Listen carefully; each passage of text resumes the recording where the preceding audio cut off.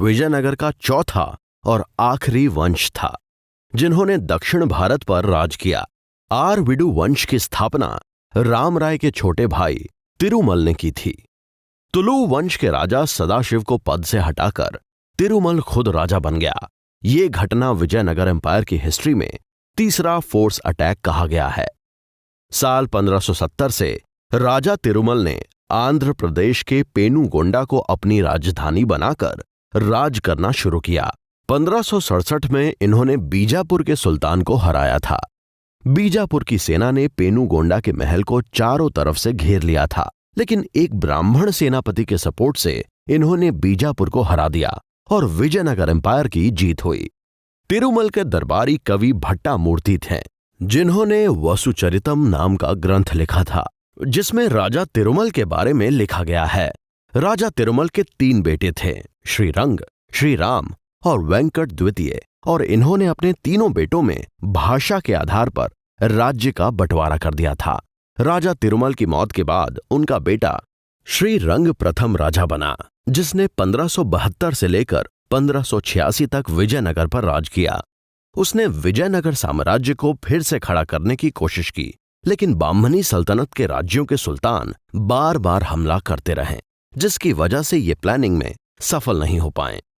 उसके बाद श्रीरंग के छोटे भाई वेंकट द्वितीय राजा बने, जिन्हें वेंकटपति देवराय भी कहा जाता है। इन्होंने 1586 से लेकर 1614 तक राज किया। इन्हें आरविडु वंश का सबसे सफल राजा माना गया। इन्होंने राजधानी पेनुगोंडा को बदलकर चंद्रगिरी को अपनी राजधानी बना लिया था। बाद में ये वापस पेनुगोंडा चले आए और इसे वापस अपनी राजधानी बना लिया। उसके बाद इन्होंने वेल्लोर से भी राज किया। अपने समय में इन्होंने मिलिट्री फोर्स को फिर से बढ़ाने की कोशिश की। 1586 में गोलकुंडा और बीजापुर के सुल्तान ने एक बार फिर विजयनगर पर हमला किया, जिसमें कम सेना होने के बावजूद वेंकट द्वितीय ने उनका सामना किया और बीजापुर और गोलकुंडा के सुल्तानों को हरा दिया। हालांकि इसमें वेंकट द्वितीय के 50,000 सैनिक मारे गए। इन्हें आंध्र प्रदेश और तमिलनाडु के कई राज्यों पर कंट्रोल करने में सफलता मिली थी। 1610 में राजा वेंकट द्वितीय ने पोलीकट में डच यूरोपियन को कारखाना खोलने की परमिशन दे दी।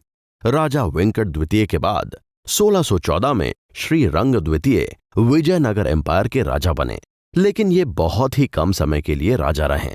उसके बाद 1617 में रामदेव राय राजा बने, जिन्होंने 1632 तक राज किया। ये राजा श्रीरंग द्वितीय के बेटे थे।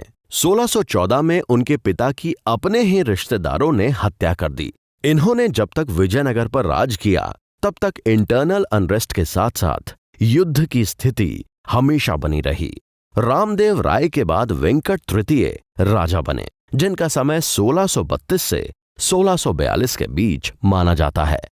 श्री वेंकट तृतीय के बाद श्रीरंग तृतीय राजा बने, जिन्हें आरविडु वंश के साथ साथ विजयनगर एम्पायर का आखिरी राजा माना जाता है। जब श्री रंगा तृतीय राजा बने तब तक मैसूर, बेदनूर और तंजौर जैसे इंडिपेंडेंट राज्य बन चुके थे और विजयनगर एम्पायर के कई राज्यों ने भी खुद को फ्री घोषित कर दिया था।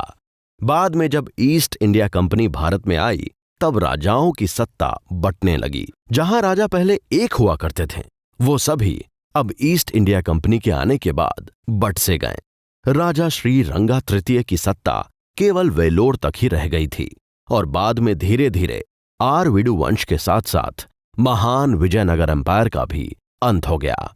विजयनगर एम्पायर के सभी राजाओं में तुलु वंश के राजा कृष्णदेव ने इस साम्राज्य को पूरी दुनिया में पहचान दिलाई।